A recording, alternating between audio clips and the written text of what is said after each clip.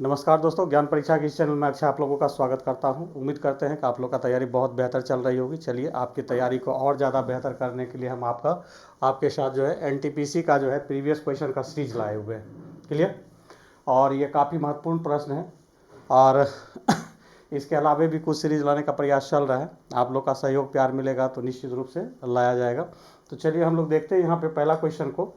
और ये काफ़ी महत्वपूर्ण प्रश्न है। आप लोग से रिक्वेस्ट है कि मेरे चैनल को जरूर सब्सक्राइब करें, अपने दोस्तों के बीच शेयर करें, जो खास करके अभी रिसेंट में जो एग्ज़ाम होने जा रही है जून में एनटीपीसी एग्ज़ाम का। ठीक, तो चलिए हम लोग पहला क्वेश्चन देखते हैं। पहला क्वेश्चन कह रहा है कि मनोविज्ञान में उत्तीर्ण मतलब पास होने वाले छात्र को 20% अंक चाहिए। पास करने के लिए कितना चाहिए? उसे 20% अंक चाहिए। पास करने के लिए 20% चाहिए। उसने क्या किया? 20% में वह 10% मार्क्स लाया है। 10% मार्क्स लाया और 20 अंक से क्या हो गया? वह फेल कर गया। वह 20 अंक से क्या हुआ? फेल कर गया है। 20 अंक से फेल किया है। तो कह रहा है कि बताइए, अनुत्तीर्ण रहा तो उत्तीर्ण होने का अंक क्या है? परसेंटेज ऑफ पास मार्क्स पूछ रहा है आपसे। तो देखिए 20% लाना था, 10% ऑलरेडी ला चुका है। तो कहने का मतलब इसको रिक्वायर्ड कितना था? 10% का ही रिक्वायर्ड था। तो यही 10% नहीं लाया जो कि 20 अंक के बराबर है, इसी से क्या हुआ? फेल हुआ। तो यहाँ पे आपका हो जाएगा 10% बराबर 20, इसलिए 1% जो निकालिएगा तो आपका कितना निकल जाएगा? 2 अंक। 2 अंक निकल जाएगा। और पास होने के लिए कितना चाहिए उसे? 20%। कितना? तो पास होने के लिए उसे चाहिए कितना? 20% चाहिए। और 1% का वैल्यू हम लोग कितना निकाल चुके हैं? 2 अंक। 2 अंक 2 अंक से गुना कीजिएगा तो आपका फाइनली कितना आएगा? 40 अंक। तो पास होने के लिए कितना चाहिए? 40 अंक चाहिए। क्लियर। चलिए अगला क्वेश्चन हम लोग चलते हैं। अगला क्वेश्चन कह रहा है कि शकीला ने एक मशीन के पुर्जे को 540 रुपया में बेचने पर उसे 10% का लॉस होता है। कितना परसेंट का लॉस हो रहा है? 10% का। 10% का लॉस मतलब कितना? 90% पार्ट बचा है और 90% का वैल्यू कितना है? 540 है। तो कह रहा है कि 10% लाभ कमाने के लिए शकीला को उसी हिस्से की किस मूल्य पर बेचना होगा? मतलब न्यू आपको सेलिंग प्राइस चाहिए। तो 90% 540 है तो 1% हम लोग निकाल लेंगे। 540 अपॉन कितना? 90 से काटिएगा कितना? 6 बार में। तो कह रहा है 110% लाभ लेने के लिए। तो 10% का मतलब हो गया 110%, चूंकि प्रॉफिट को ऐड करके। तो 110% का वैल्यू कितना होगा? तो 110 गुना 6 कर लीजिएगा तो यही आपका रिक्वायर्ड आंसर होगा। 660 रुपया मुझसे बेचेगा तो उसे 10% का क्या होगा? प्रॉफिट होगा। 10% का क्या होगा? प्रॉफिट। तो देखिए 660 कहाँ है? 3 नंबर में है। तो राइट आंसर आपका 660 3 नंबर हो जाएगा। क्लियर। उम्मीद कर रहे होंगे बहुत आसान क्वेश्चन है, समझ में आ रहा होगा।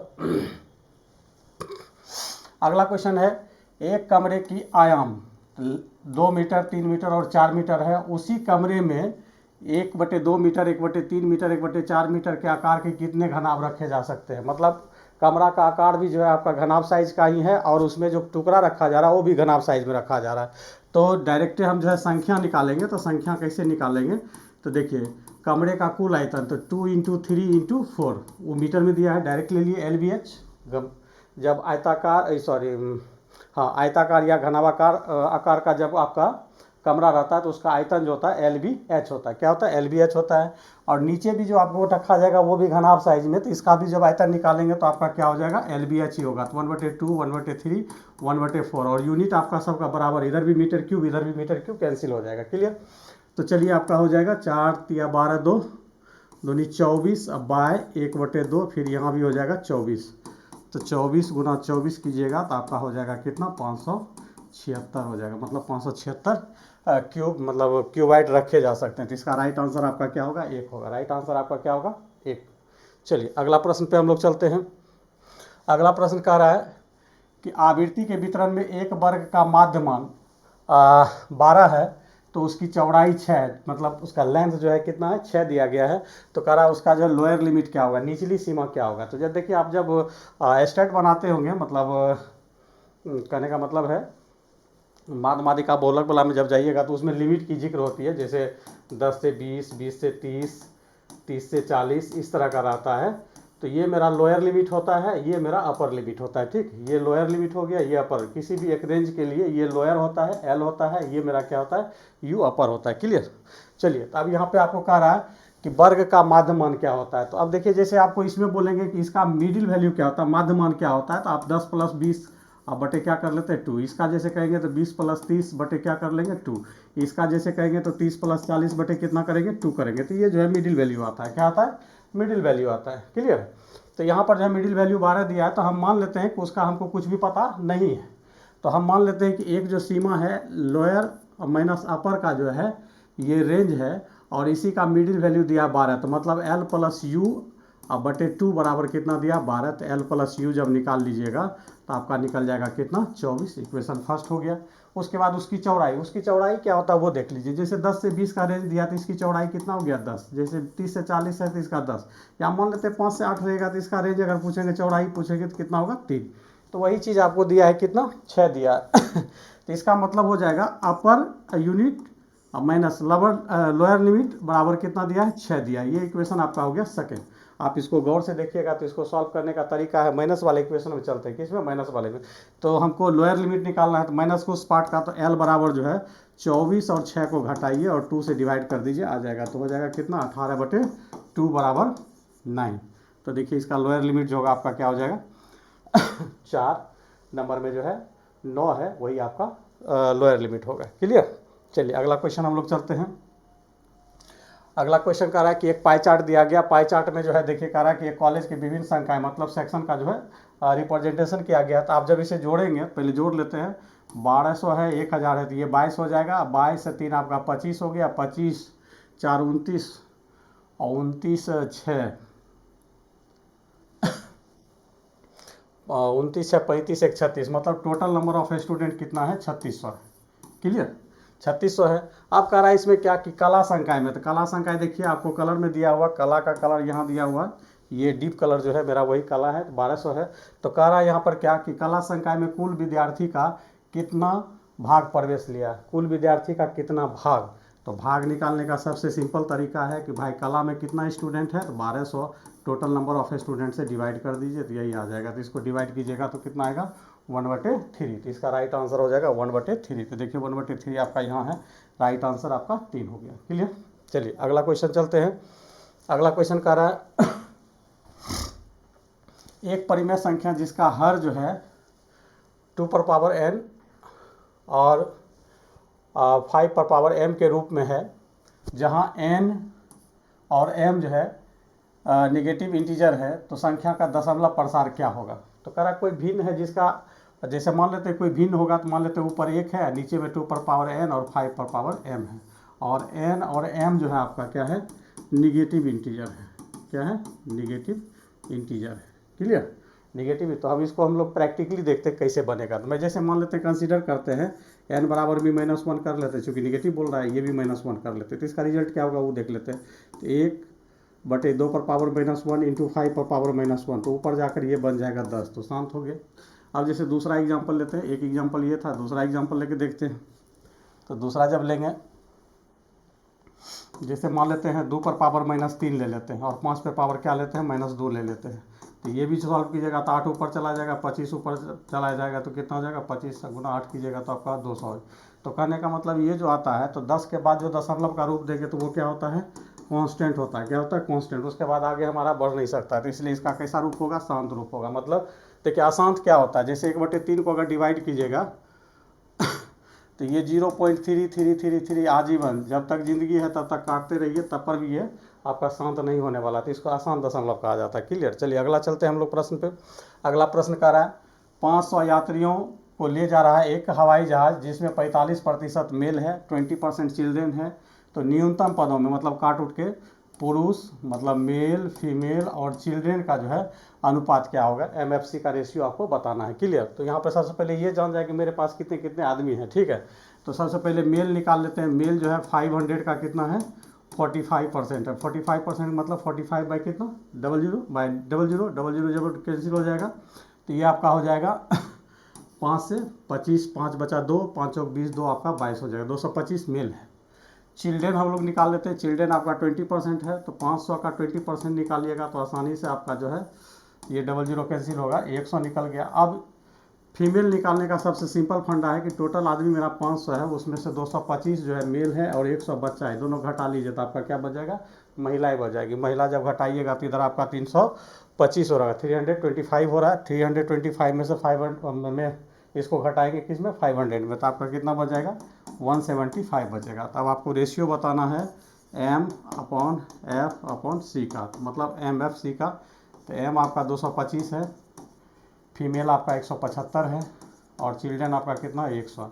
तो इसे 25 से काटेंगे 9 टाइम्स, इसे 7 टाइम्स, इसे कितना 4 टाइम्स में। तो इसका सिंपल मतलब सिंप्लीफाइड रूप जो होगा 9:7 क्या हो जाएगा 4, मतलब 9.7 अनुपात 4 होगा। तो 9:7:4 का अनुपात क्या देखिए 4 नंबर में, तो राइट आंसर आपका 4 हो जाएगा।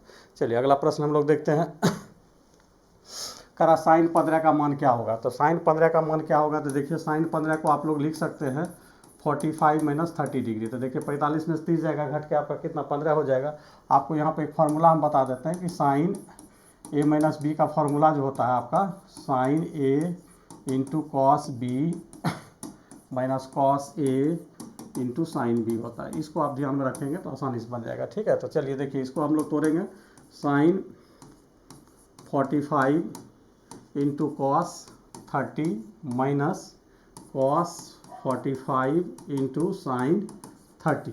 तो देखिए साइन 45 का वैल्यू कितना होता है आप लोग जानते हैं 1/√2 होता है। कॉस 30 का वैल्यू जो होता है आपका कितना होता है √3/2 होता है। कॉस 45 सेम होता है साइन 45 का 1/√2, और साइन 30 आपका होता है 1/2। तो इस तरह से सॉल्व कीजिएगा तो √3/2√2, और ये हो जाएगा 1/2√2। 2√2 का एलसीएम लेंगे तो मेरा 2√2 ही होगा, और ऊपर हो जाएगा √3 - 1। तो आप देख लीजिए ये आपका ऑप्शन कहाँ है।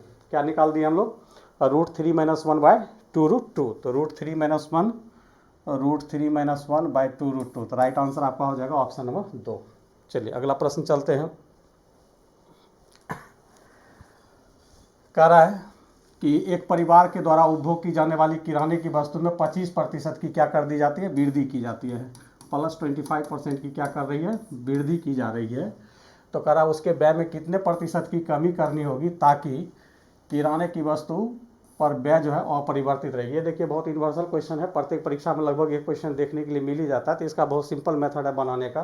तो जो वृद्धि किया जा रहा है तो 25% को हम लोग लिख लेंगे रेशियो के रूप में। तो 1 ये हो जाएगा आपका 25 अपॉन कितना 100। तो इसको सॉल्व करेंगे तो 1/4, मतलब 4 यूनिट में कितने की वृद्धि हो रही है 1 यूनिट की।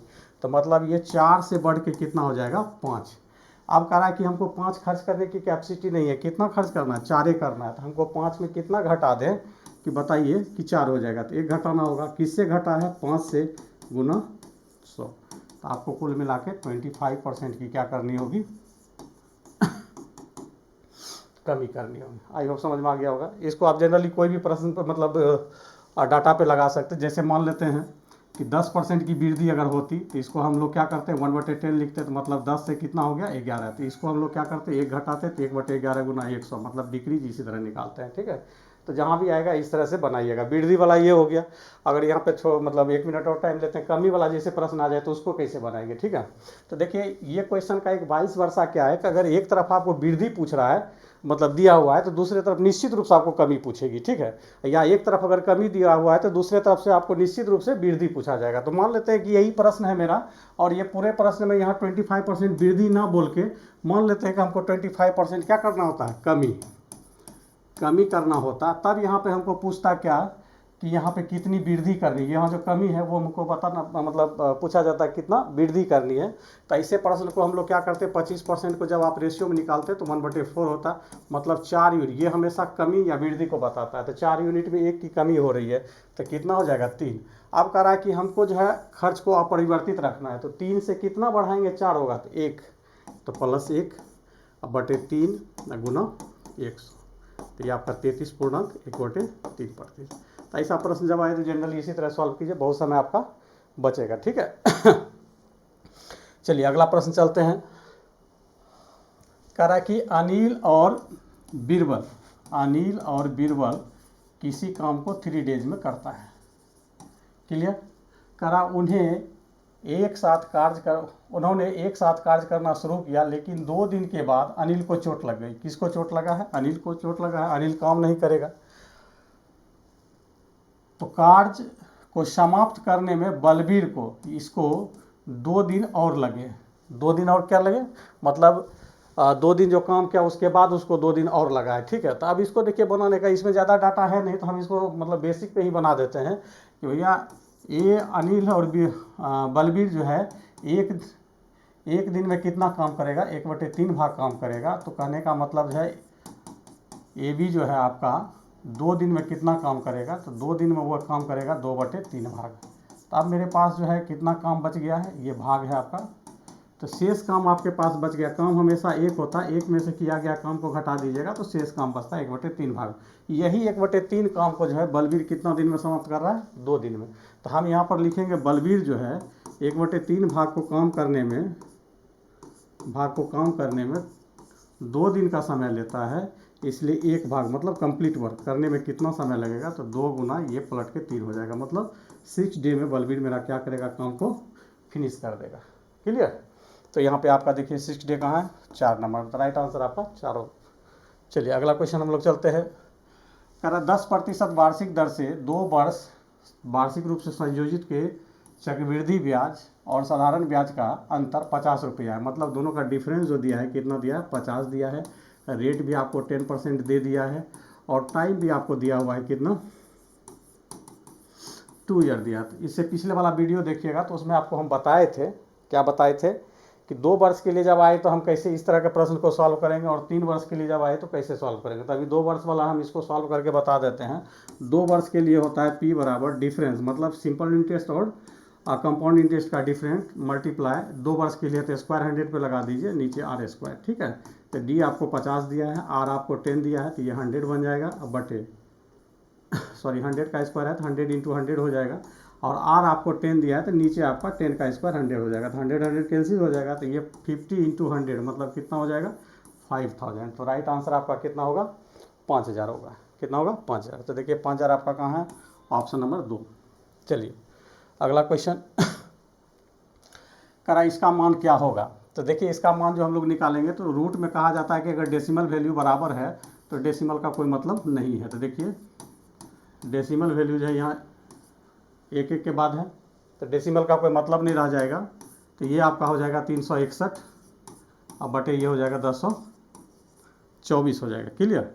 तो 361 जो स्क्वायर रूट होता है 19 का होता है, 1024 जो होता है 32 का होता है। तो इसका राइट आंसर जो होगा 19 बटे क्या हो जाएगा, 32 हो जाएगा। तो राइट आंसर क्या हो जाएगा, ठीक। चलिए अगला क्वेश्चन है आपका कि 2 भार 27 kg और 108 ग्राम का अनुपात क्या होगा। तो रेशियो पूछ रहा है आपसे। तो 27 kg को ग्राम में कन्वर्ट कीजिएगा तो 1 kg में 1000 ग्राम होता है, तो ये ग्राम में आ गया। और 108 ग्राम पहले से आपको नीचे दिया है। दोनों को आप सॉल्व कीजिएगा तो ये देखिए इसे 4 से काट लीजिए, 4 दूनी 8, 4 पंचे 20, 250 ग्राम। और ये 4 से काटिएगा, 4 दूनी 8, 4 7 28, फिर 27 27 कैंसिल, तो 250 बटे नीचे क्या हुआ 1। तो मतलब इसका रेशियोज निकालिएगा 250:1 निकलेगा। तो 250:1 देखिए आपका क्या हो गया, 4 नंबर हो गया। क्लियर। चलिए अगला प्रश्न पे चलते हैं हम लोग। करा कि चलती बस की दिशा में क्रमशः 3 किलोमीटर पर आवर और 5 किलोमीटर पर आवर की चाल से चल रहे 2 व्यक्ति को पार करती है। तो बस पहले व्यक्ति को 10 सेकेंड में और दूसरे व्यक्ति को 11 सेकेंड में। मतलब एक बस है, ये पहला व्यक्ति हो गया, ये दूसरा व्यक्ति हो गया, ठीक है। कह रहा बस जो है इसको जो है कितना सेकेंड में क्रॉस करती है, 10 सेकेंड में, और इसको जो पार कर रहा है कितना सेकेंड में, 11 सेकेंड में। ऐसा जब प्रश्न आए तो चूंकि दोनों चल रहा है तो मतलब दोनों के लिए रिलेटिव स्पीड हमको फाइंड करना होगा। तो पहला व्यक्ति के लिए जब मान लेते हैं इसका स्पीड कितना है, x किलोमीटर पर आवर है, बस का कितना है, x किलोमीटर पर आवर है। क्लियर। तो देखिए पहले के लिए रिलेटिव स्पीड निकालेंगे और पहला का स्पीड भी कितना दिया है, 3 किलोमीटर पर आवर, और इसका दिया है कितना, 5 किलोमीटर पर आवर। क्लियर। तो पहला के लिए रिलेटिव स्पीड निकालेंगे तो मेरा हो जाएगा x-3, और दूसरा के लिए निकालेंगे तो x-5। तो ये हो गया रिलेटिव स्पीड। चाल को जब समय से मल्टीप्लाई करेंगे तो बस अपनी दूरी, मतलब बस की जो लंबाई है उतना दूरी तय करेगा। तो बस का लंबाई क्या कांस्टेंट है, मतलब इसके लिए पहला व्यक्ति के लिए भी दूसरे व्यक्ति के लिए भी, ठीक है। तो इसको भी पहला व्यक्ति का है तो पहला व्यक्ति के टाइम से मल्टीप्लाई करेंगे 10 सेकेंड, और इसको करेंगे किससे, 11 से। ये दोनों दूरी आपस में बराबर होगा। अब रहा यहाँ पे दोनों सेकेंड में 1 किलोमीटर पर आवर में, तो चूंकि अब इसको हम 60 से भाग लगाए या 3600 से भाग लगाए तो दोनों डिनोमिनेटर मेरा बराबर होगा, इसलिए कट के बराबर रिजल्ट आएगा। तो हम इसको डिवाइड करने वाले हैं नहीं, इसको इसी तरह छोड़ देते हैं। क्लियर। अब इसको सॉल्व करेंगे तो ये 10x होगा, ये 30 होगा, ये 11x होगा और ये 55 होगा। तो ये 10 और 11 का डिफरेंस x होगा और ये 55 इधर आएगा तो -55 + 55 होगा तो घट के कितना हो जाएगा 25। तो हमको यहाँ पे पूछा जा रहा था क्या कि बस की चाल क्या है। तो देखिए बस की चाल हम लोग क्या माने थे, x ही माने थे। क्या माने थे, x। तो यहाँ पे आपका चाल जो हो गया कितना, x बराबर 25 किलोमीटर पर आवर। तो देखिए 25 आपका कहाँ है, ऑप्शन नंबर 1 पर है। तो राइट आंसर आपका 1 हो जाएगा। ठीक, चलिए अगला प्रश्न है, करा 3.03 और 2.05 का योग और अंतर। तो हम मान लेते हैं कि इसको क्या मान लेते हैं, a, इसको मान लेते हैं क्या, b। तो इसका योग एक बार क्या होगा, a + b होगा और इसका अंतर एक बार क्या होगा, a - b होगा। अब कह रहा दोनों को जोड़ने पर ही, दोनों को जोड़ने पर रिजल्ट क्या आएगा। तो दोनों को जोड़ने पर रिजल्ट क्या होगा, b - b कैंसिल हो जाएगा तो आपका केवल बचेगा 2a और a हम किसको माने हैं, 3.03 को। तो इसको मल्टीप्लाई कीजिएगा तो 6.06 होगा। तो राइट आंसर देखिए आपका 6.06, राइट आंसर आपका 3 हो गया।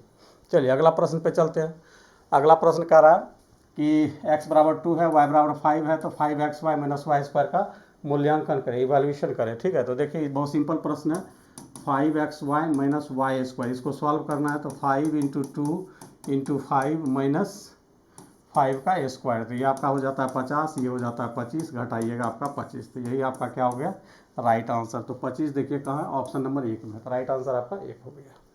चलिए अगला प्रश्न है, निम्नलिखित में से कौन सा कथन सत्य है। करा कि प्रत्येक कॉम्प्लेक्स, सम्मिश्र संख्या का मतलब कॉम्प्लेक्स होता है, कॉम्प्लेक्स संख्या मतलब हो गया x + i y। ठीक है, रियल संख्या होती है, नहीं ये गलत है।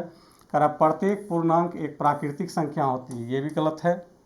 उसके बाद कहता है प्रत्येक वास्तविक संख्या को कॉम्प्लेक्स नंबर में लिखा जा सकता है, तो ये मेरा सही है। तो इसका मतलब ये भी मेरा क्या होगा, गलत होगा। तो इसका राइट आंसर आपका हो गया 3। चलिए आगे हम लोग चलते हैं। करा 480 रुपये, देखिए रिपीटेड क्वेश्चन है, इसको आप लोग बना सकते हैं बहुत आसानी से। 480 रुपया बेचने पर 20% का लॉस होता है, तो 20% का लाभ के लिए दुकानदार उसी मशीन को किस मूल्य पर बेचेगा। न्यू आपको सेलिंग प्राइस बताना है। तो 20% लॉस हो रहा है, मतलब कितना है, 80% है। 80% बराबर कितना है, 4800 है। तो 1% आप डिफाइन कर लीजिए तो कितना निकल जाएगा, 60 निकल जाएगा। तो कह रहा है 20% प्रॉफिट, तो 20% प्रॉफिट का मतलब कितना, 120। तो 120 का वैल्यू कितना होगा, तो 120 × 60 कर लीजिए, तो ये 7200 होगा। तो ये देखिए 7200 आपका कहाँ है, 2 नंबर पे है। तो 7200 आपका आंसर हो गया। चलिए अगला प्रश्न चलते हैं, ये सिंप्लीफिकेशन है। चलिए इसको सॉल्व करते हैं। 7 + 5 - 2 मल्टीप्लाई, तो देखिए ब्रैकेट को पहले सॉल्व कर लेंगे, तो ये मेरा 96 हो जा रहा है, 9 7 16। ठीक है, माइनस ये देखिए चूँकि ये ऑपरेशन से बाहर है तो इसको डिवाइड भी कर दीजिएगा तो कोई फ़र्क नहीं पड़ेगा मेरा। तो इसको डिवाइड कर लीजिए तो हो जाएगा 4 और 7 47 हो जाएगा। प्लस यहाँ पे आप ब्रैकेट को सॉल्व कर लीजिए, तो इसको इससे डिवाइड करेंगे तो मेरा 11 होगा और ये दोनों मल्टीप्लाई होगा तो हो जाएगा कितना, 18 - 7 / 11। अब इसको सॉल्व करते हैं तो ये 7 हो जाएगा, ये 5 हो गया और ये दोनों में चूँकि अब प्लस माइनस और गुना में जब सबसे पहले ऑपरेट करेंगे तो सबसे पहले मल्टीप्लिकेशन का होता है। किसका होता है, मल्टीप्लिकेशन का होता है। तो ये मल्टीप्लाई हो जाए, मल्टीप्लाई जब कीजिएगा 2 और 96 को, तो ये हो जाता है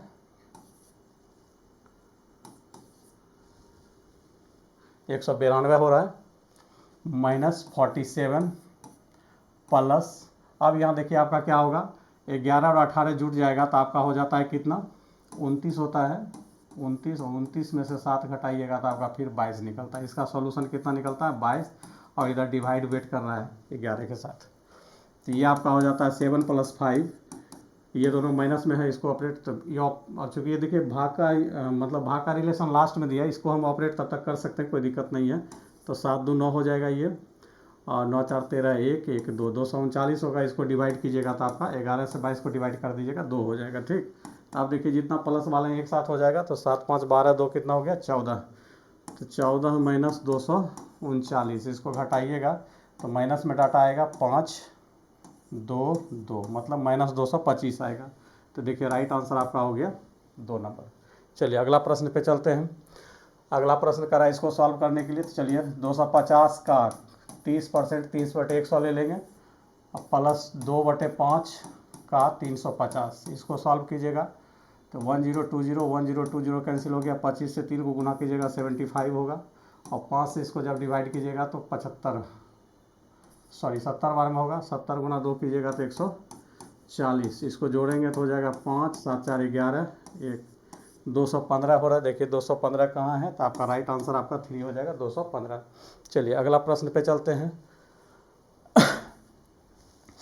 देखिए बहुत इंटरेस्टिंग क्वेश्चन है, MVVI। ऐसा क्वेश्चन आता है तो कुछ देर के लिए विद्यार्थी सोचने लगता है कि हम क्या फार्मूला लगाएं, कैसे लगाएं, और बहुत प्रश्न जो है बहुत इंटरेस्टिंग है और टेक्निकल है। देखिए sin 45 degree plus A minus, ये कॉस है, तो आपको हम पिछली वीडियो में बताए थे कि कॉस 90 माइनस थीटा जो होता है ये आपका साइन थीटा होता है, और साइन 90 माइनस थीटा जो होता है मेरा, ये जो होता है कॉस थीटा होता है। क्लियर है, ये बात हम बताए थे। तो अभी फिलहाल हमको कुछ नहीं करना है, अभी अब क्या करेंगे, इसको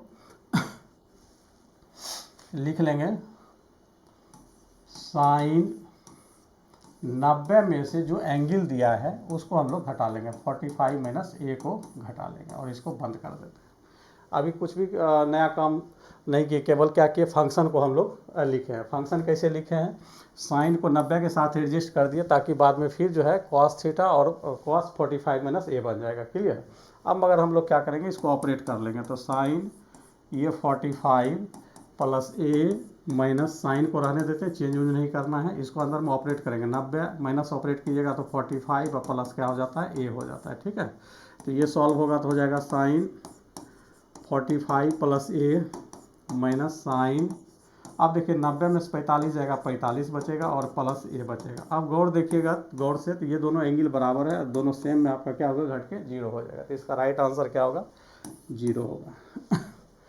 चलिए अगला चलते हैं, ये भी सिंप्लीफिकेशन है। सिंप्लीफिकेशन चलिए सॉल्व करते हैं। 1 डिवाइड 1/2 प्लस 1/3 प्लस 1/6 डिवाइड, अब इसको पहले ऑपरेट कर लेंगे। तो इसको ऑपरेट करने का मतलब है 4 3 का एलसीएम ले लीजिए 12, 4 से 12 3 बार में कटेगा, 3 गुना 3 9 हो जाएगा, माइनस और ये 4 हो जाएगा।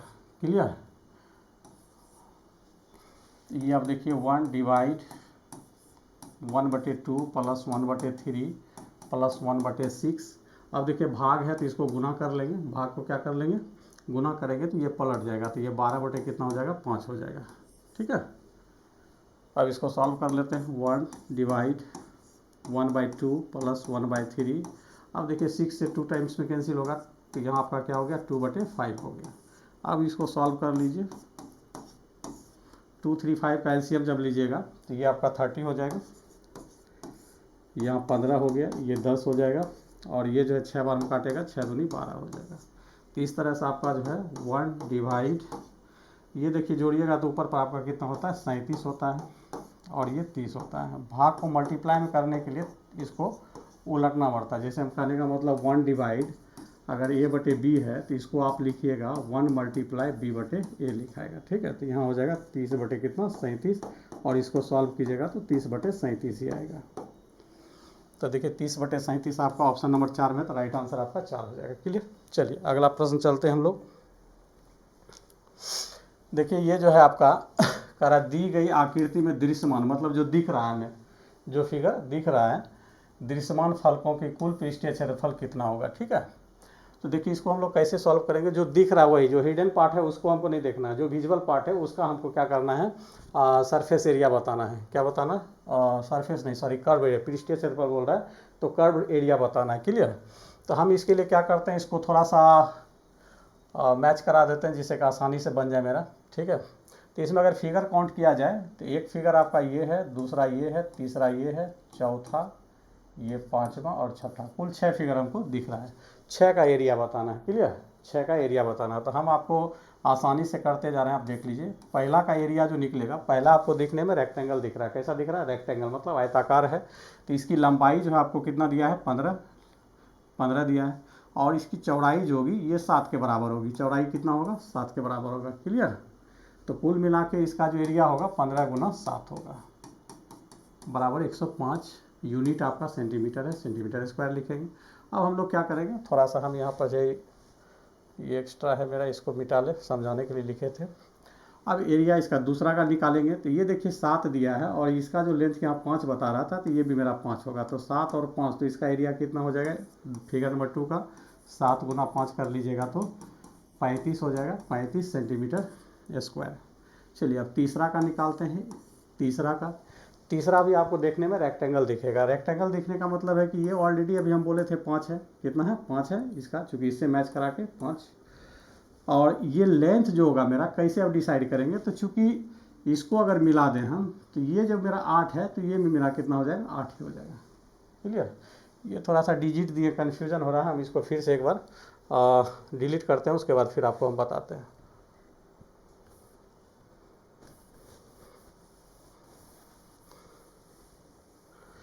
इसका नाम हम लोग जो है ए रखते हैं, समझने में आसान होगा, बी, इसका सी, इसका डी, इसका ई और इसका एफ। अब आसानी से ए का निकाल चुके हैं हम लोग, बी का भी निकाल चुके हैं, सी आपको भी समझाया।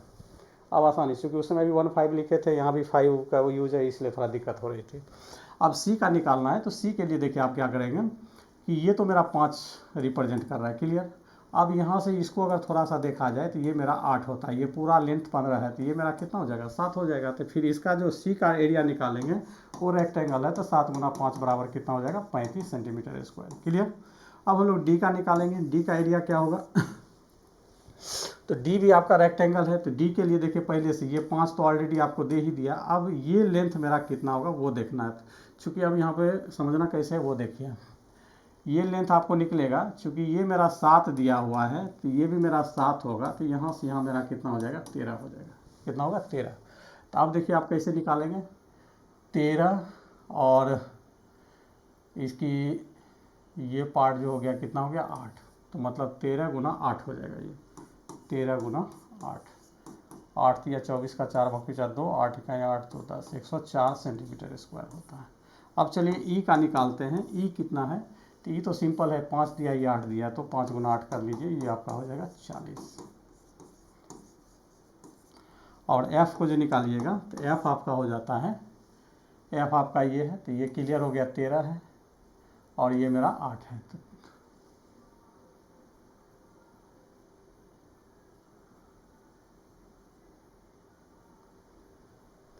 सॉरी डी में जो चल रहे थे तो ये हम 13 निकाले थे और ये 5 था, तो 13 गुना 5 होगा ये, sorry.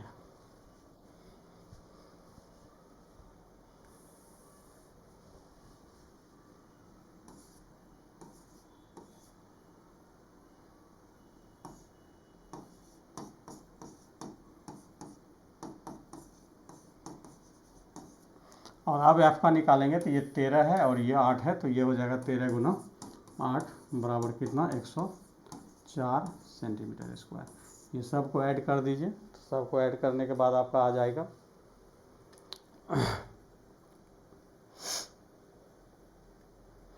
105 plus 35 plus 35 plus 65 plus 40 plus 104, 384 होता है। तो ये सभी चूँकि फुल पृष्ठीय क्षेत्रफल पूछ रहा है तो सबको जोड़िएगा तो आपका 384 सेंटीमीटर स्क्वायर होता है। इसको एक इसी तरह से बना सकते हैं, दूसरा इसका कोई तरीका है नहीं, क्योंकि पार्टिकुलर एरिया आपको निकालना ही पड़ेगा। आप चाहिएगा इसका शॉर्टकट ढूंढ लें, ऐसा आपको समझाने के लिए हम इतना किए, आप वहाँ फिगर पे भी एरिया नोट करके आप आगे बढ़ सकते हैं। ठीक, चलिए अगला क्वेश्चन चलते हैं 25 नंबर में। करक अनिल अकेले 6 दिन में काम करता है और भूषण जो है 8 दिन में करता है। अनिल और भूषण ने चमन, एक तीसरा व्यक्ति हो गया चमन की सहायता से 3200 रुपया में कार्य किया। उन्होंने कार्य को 3 दिन में पूरा किया। ठीक है, तो अब यहाँ पे देखिए हम लोग इसको जो है ट्रिकी मेथड से बनाएंगे। ट्रिकी मेथड ये है कि अनिल जो है 8 डेज में करता है, भूषण जो है अनिल जो है 6 डे में कर रहा है। अनिल जो है 6 डेज में कर रहा है और भूषण जो है 8 डेज में कर रहा है। और तीनों मिलकर जो है ए प्लस बी प्लस सी, चमन सी हो गया, ये तीनों मिलकर जो है 3 डेज में कर रहा है। कितना दिन में कर रहा है 3 डेज में। तो हम लोग क्या करेंगे इसका एलसीएम ले लेंगे। क्या करेंगे एलसीएम, तो 6 8 3 का एलसीएम लेंगे तो आपका 24 होता है। कितना होता है 24। मान लेते हैं कुल काम मेरा कितना है 24 है, काम मेरा 24 है। 6 से इसको डिवाइड करेंगे तो मतलब इसकी कैपेसिटी एक दिन में 4 यूनिट करने का है। 8 से जब इसको डिवाइड करेंगे तो इसकी कैपेसिटी जो है 3 है, और तीनों मिलकर जब काम करेगा 3 दिन में ख़त्म कर रहा है तो मतलब इसका कैपेसिटी जो है एक दिन में करने का 8 यूनिट है। अब हमको क्या करना है, एक एक्स्ट्रा हम चमन के लिए करते हैं, चमन का हम कैपेसिटी निकाल लेते हैं। क्या निकाल लेते हैं? कैपेसिटी। तो देखिए तीनों का कैपेसिटी कितना 8 है, ए का अकेले 4 है, ए का कितना है 4 है, बी का 3 है, तो सी का कैपेसिटी कितना होगा? तो सी का कैपेसिटी क्या करेंगे, 8 में से अनिल और भूषण का घटा लेंगे, 4 + 3 को हम लोग क्या करेंगे, घटा लेंगे। तो कुल मिला के इसका कैपेसिटी जो निकल गया कितना, 1। कितना निकल गया, 1। तो अर्थात 1 निकलने का मतलब हुआ चमन जो है 24 यूनिट काम करने में कितना दिन लगाएगा, 24 डे लगाएगा। अब देखिए हम क्या करेंगे, पैसा, ये हम इतना डिटेल किए आपको वर्क निकालने के लिए। अब जैसे हमको पता चल गया ए 6 दिन में, बी जो है 8 दिन में और सी जो है 24 दिन में करता है, तो क्षमता के अनुसार पैसा बांटा जाता है। तो हम इसका क्या करेंगे, कैपेसिटी निकालेंगे, क्षमता निकाल लेंगे। क्षमता कैसे निकाला जाता है, तो जो काम करता है उसका रेसिप्रोकल होता है, मतलब 6 दिन में करता है तो 1/6, 1/8 और 1/24। फाइनली इसको सॉल्व करने का मतलब है सबके टॉप पे क्या कर दीजिए, 24 से मल्टीप्लाई कर दीजिए। तो 24 से जब मल्टीप्लाई कीजिएगा तो 24/6, 24/8, 24/24, तो ये होगा 4, ये होगा 3, ये होगा 1। तो कह रहा है चमन को कितना कमाई होगा, तो चमन को 1 यूनिट से मिलेगा। कितना मिलेगा, चमन को 1 यूनिट मिलेगा। कितना में, तो 4 3 7 1 8 में, तो 3200 में कितना मिलेगा, तो यहाँ 3200 से मल्टीप्लाई कर देंगे तो इसको काटिएगा तो 400, मतलब चमन को कितना मिलेगा, 400 मिलेगा। कितना मिलेगा, 400। तो देखिए 400 आपका ऑप्शन क्या है, तो 2 नंबर में थोड़ा सा इस पर लिखें, दिख नहीं रहा है, तो 400 आपका इसका राइट आंसर होगा। चलिए अगला क्वेश्चन चलते हैं। करा किसी बहुभुज के बहिष्कोण का योग क्या होता है, तो इसको ट्रायंगल पे ही हम आपको समझा देते हैं। ट्रायंगल पे जो रिजल्ट आएगा वही सभी बहुभुज के लिए हमको, क्योंकि सबसे सिंपल बहुभुज होता है मेरा ट्रायंगल होता है। तो बहिष्कोण का मतलब क्या होता है हम आपको समझा दें, पहले इसका नाम रख देते हैं ABC। तो बहिष्कोण का मतलब होता है जब किसी एक भुजा को आगे बढ़ाया जाता है तो उसके द्वारा बने कोण जो है बहिष्कोण होता है। तो देखिए इसको जैसे आगे बढ़ाएंगे तो ये मेरा बहिष्कोण हो गया। तो देखिए ये जो है मेरा अंदर का एंगल A है, तो ये मेरा कितना होगा, 180 - A होगा। अब ये हो गया इसको जब बढ़ाइएगा तो ये मेरा C है, तो ये बाहर का एंगल कितना हो जाएगा, 180 - C हो जाएगा।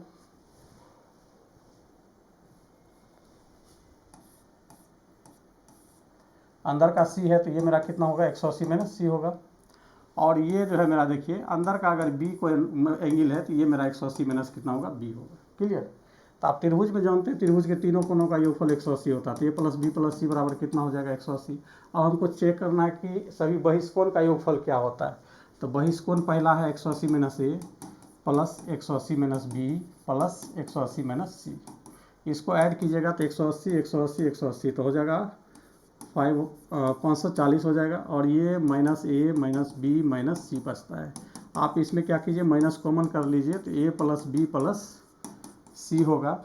ये हो जाएगा 540 माइनस A + B + C का मान कितना है, 180 है, तो हो जाएगा कितना, 360 डिग्री। मतलब किसी भी बहुभुज के बहिष्कोणों का योगफल हमेशा कितना होगा कितना होगा, 360 होगा। अगर इसको दूसरे भाषा में चेक करें, चतुर्भुज पे अगर चेक करना चाहें तो चतुर्भुज का नाम हम रख देते हैं, अंदर से रखते हैं A B C और D। अब देखिए प्रत्येक पर जब यहाँ पे हम कोण बनाएंगे, यहाँ पे कोण बनाएंगे तो 180 - A होगा। यहाँ पे जब कोण बनाएंगे तो 180 - B होगा। जब यहाँ पे कोण बनाएंगे तो 180 - C होगा। और यहाँ पे जब कोण बनाएंगे तो मेरा 180 - D होगा। और अब यहाँ पे चारों कोण को जब जोड़िएगा तो क्या होगा, देखिए 180 - A plus 180 - B plus 180 - C plus 180 - D। अब क्या कीजिए, ये जब जोड़िएगा 180 180 180 180 तो ये 720 होता है। और सब में माइनस लगा है, माइनस कॉमन कर लीजिए तो A + B + C + D होता है। तो आपको पता है त्रिभुज के तीनों कोणों का योगफल जब 180 होता है तो चतुर्भुज के चारों कोणों का योगफल कितना होता है, बताइए कितना होता है, 360 होता है। गुड।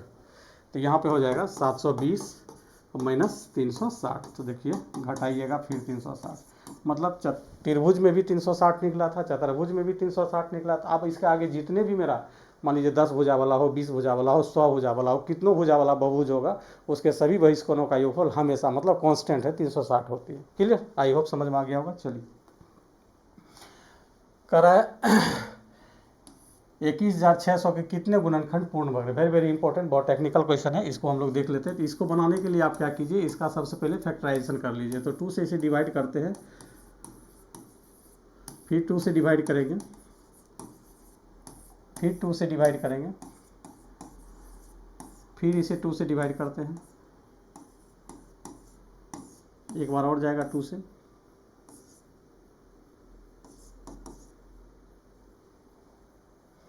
सॉरी ये गड़बड़ा गया है, 10×12 हो जाएगा, 2 × 7 = 14, 2 × 5 = 10, 675 होता है। फिर इसको हम लोग जो है 5 से लगा देते हैं। चलिए, 1 5 × 3 = 15, 2 × 5 = 25 हो जाएगा। फिर 5 से लगाते हैं, 5 दूनी 10, 5 × 7 = 35, और ये 3 होगा, ये 9 होगा। फिर 3 से हम लोग लगाएंगे, ये 3 निकलेगा। क्लियर। तो कहने का मतलब देखिए, इसको हम लोग जो है 21,600 को हम लोग पहले लिखेंगे कितने, तो देखिए 1 2 3 4 5, 2 कितने बार है, 5 बार, तो 2 पर पावर 5 ले लेंगे, गुना 5 कितने बार है, 2 बार है, 3 मेरा 1 2 3, 3 बार आया, 3 पर पावर 3।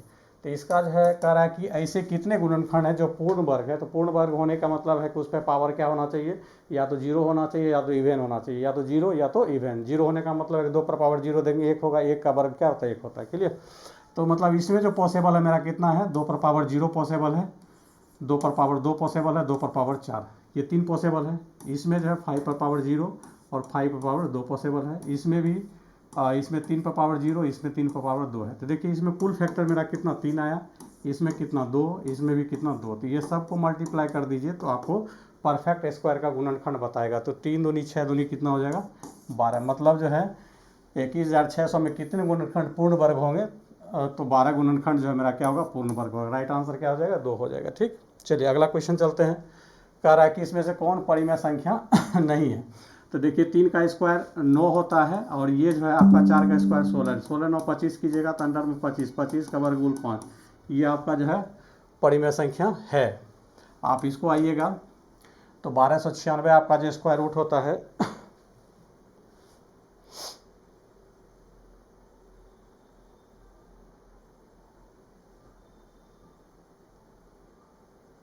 1296 जो है ये करने का मतलब, इसको सॉल्व जब करेंगे 12.96 का, तो ये जो निकलता है आपका 36 का वर्ग निकलता है। किसका निकलता है, 36, तो मतलब हो जाएगा 3.6 हो जाएगा, 3.6। तो ये भी परिमेय संख्या नहीं है। 125 को हम लोग लिखेंगे, 125 को लिख सकते हैं 25 × 5, तो ये हो जाता है 5√5 हो जाता है, और लगे हाथ इसको भी सॉल्व करते हैं तो ये मेरा 30 हो जाता है। तो कहने का मतलब परिमेय संख्या नहीं है। तो जिसमें रूट लगा रहता है वो मेरा अपरिमेय संख्या होता है। तो देखिए आपका ये अपरिमेय संख्या क्या है, अपरिमेय संख्या है। तो इसका मतलब 125 जो है मेरा परिमेय संख्या नहीं है, रूट अंडर 125 मेरा परिमेय संख्या नहीं है। चलिए अगला प्रश्न पे चलते हैं। कह रहा है कि दी गई संख्या में कौन सी बिंदु 6/5 को प्रतिनिधित्व करता है। तो 6/5 आपको समझ में नहीं आता तो इसको डिवाइड कर लीजिए, 1.2 हो जाता है। ठीक है, 1.2 हो जाता है। तो अब यहाँ पे काउंट कीजिएगा, तो 1 2 3 4 5 6 7 8 9 10, मतलब इसके बीच जो है 10 पार्ट है। कितने पार्ट हैं, 10 पार्ट है। कितना पार्ट है, 10 पार्ट है। क्लियर। और एक पार्ट जो है मेरा 10 को रिप्रेजेंट करता है। क्लियर। तो यहाँ पर जो है मेरा देखिए कहने का मतलब जो है यहाँ पे ये जो है 1.2 वैल्यू आ रहा है, तो 1 तो आएगा ही यहाँ पे, 1 2 करने का मतलब यहाँ पर जो है 1 पॉइंट, मतलब आर जो है मेरा 1.2 को रिप्रेजेंट कर रहा है। तो आर देखिए कहाँ है, राइट आंसर 2 हो जाएगा। चलिए अगला क्वेश्चन चलते हैं। अगला क्वेश्चन कर रहा है कि माध्य में विचलन का योग क्या होता है। तो ये देखिए ट्रेडिशनल क्वेश्चन है, इसका मान हमेशा शून्य होता है। क्या होता है, शून्य होता है। चलिए अगला प्रश्न पे चल रहे हैं।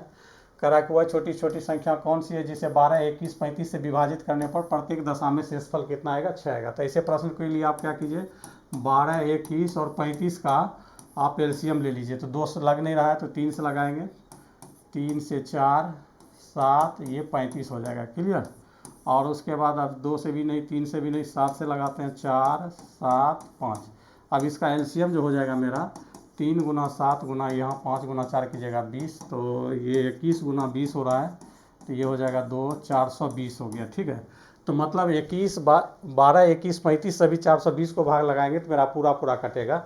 मगर हमको वैसी संख्या चाहिए जिसमें भाग लगाने पर 6 शेषफल आए, तो ऐसे के लिए हम क्या करते हैं, RN का मतलब होता है रिक्वायर्ड नंबर, जो हमको ज़रूरत है। तो जो एलसीएम आता है, एलसीएम में आप क्या कीजिए, शेषफल को जोड़ दीजिए तो वही संख्या मिल जाता है। तो 420 में आप क्या कर दीजिए, ये 6 को ऐड कर दीजिए तो आपका हो जाएगा 426। राइट आंसर आपका 426। देखिए आपका ऑप्शन नंबर 3 हो गया। क्लियर। तो दोस्तों इस एनटीपीसी के प्रीवियस सेशन में आपका 30 क्वेश्चन था, तीनों क्वेश्चन को हमने सॉल्व कर दिया। उम्मीद करते हैं आप लोग को अच्छा लगा होगा, और अच्छा लगे तो अपने दोस्तों के बीच ज़रूर शेयर करें। और वैसे दोस्त जो मेरे चैनल को सब्सक्राइब नहीं किए ज़रूर सब्सक्राइब करें, ताकि मेरा हौसला बुलंद हो और आगे और इसी मेहनत से आगे हम कार्य करें। तो आज के वीडियो में इतना ही, तब तक के लिए धन्यवाद। जय हिंद।